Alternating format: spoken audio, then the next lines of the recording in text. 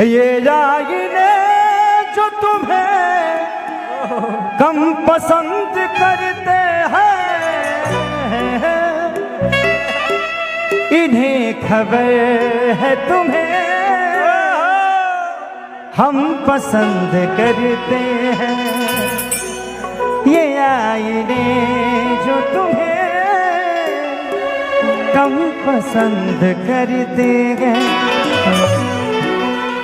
ये बहुत प्यारी एक्ट्रेस हैं, इनका नाम रक्षा गुप्ता है और ये दिल्ली में ही रहती है। अभी मुंबई शिफ्ट हुआ है उन्होंने, बहुत सारी सिनेमा का हिस्सा बना इन्होंने मेरे लिए।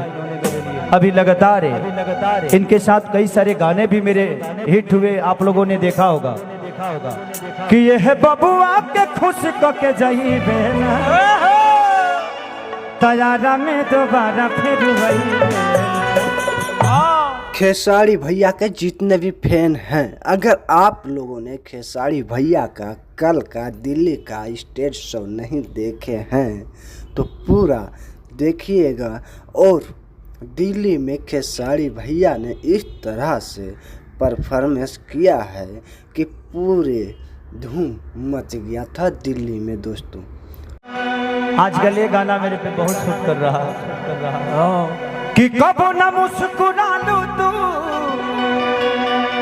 क्षण में रूठ जालू तू, जलत जैसे दिया होके वैसे बुझ जालू तू।